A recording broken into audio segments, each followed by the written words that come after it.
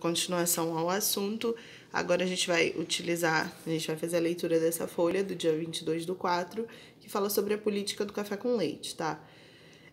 A política do café com leite, voltando ao que a gente falou na folha anterior da República, a gente viu que foi decretado que teria no Brasil que o sistema político passaria a ser presidencialista, ou seja, a gente teria um representante político, né, que foi o Marechal Deodoro, e aí a gente viu que ele renunciou, e quem assumiu foi o Floriano.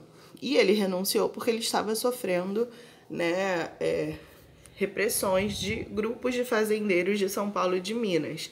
Então essa informação é muito importante para a gente entender o que foi a política do café com leite. Então eu vou ler e vou explicar para vocês. Quando o Marechal Deodoro da Fonseca renunciou e seu vice assumiu, Floriano, que governou o Brasil até as primeiras eleições presidencialistas pelo voto direto em 1894. O presidente eleito nessa eleição de 1894 foi Prudente de Moraes. Foi a primeira eleição direta no Brasil, que se tornou o primeiro presidente civil do Brasil. Prudente de Moraes era um grande cafeicultor de São Paulo e governou com o apoio das elites regionais que dominavam os estados. Essas elites eram chamadas de oligarquias estaduais, né? Eram grupos de pessoas que tinham muitas influências, muitos poderes, muito dinheiro. Depois de Prudente de Moraes, outros presidentes apoiadores por oligarquias governaram, principalmente os de Minas Gerais.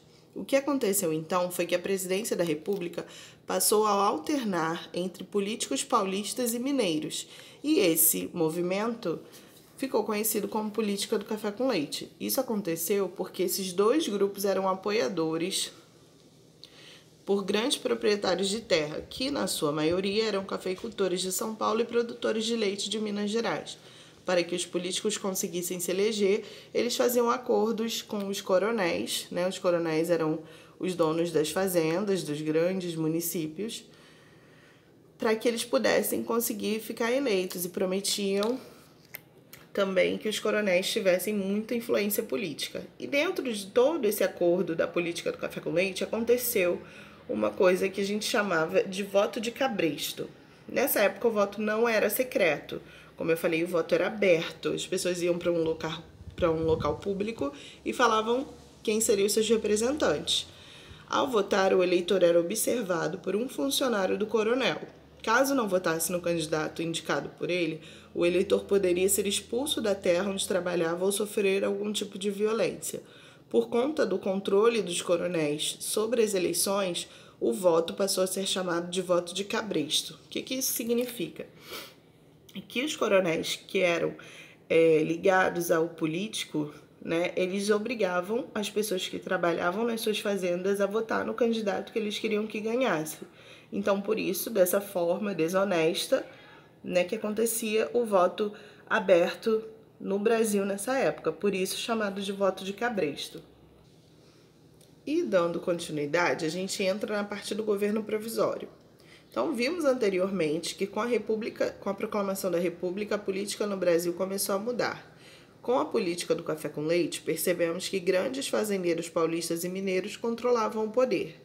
Essa situação se estendeu até 1930, quando houve o rompimento da aliança entre os paulistas e os mineiros. Então, até 1930, a gente ficou nessa troca de um político paulista, depois se elegia um político mineiro, né? Uma aliança que eles formaram, e os coronéis faziam com que isso acontecesse através do voto de cabresto. Assim formou-se um novo grupo de aliados, chamado Aliança Liberal, que reunia os líderes dos estados do Rio Grande do Sul, Minas e Paraíba. Esse novo grupo conseguiu chegar ao poder por meio de outro golpe de Estado, que foi em 1930, e quem representou foi o presidente Getúlio Vargas. Assim que tomou o poder, Getúlio Vargas iniciou o governo provisório. Ele revogou a Constituição de 1891 e passou a governar por meio de decretos. O que isso significa? Que ele revogou quer dizer que ele cancelou.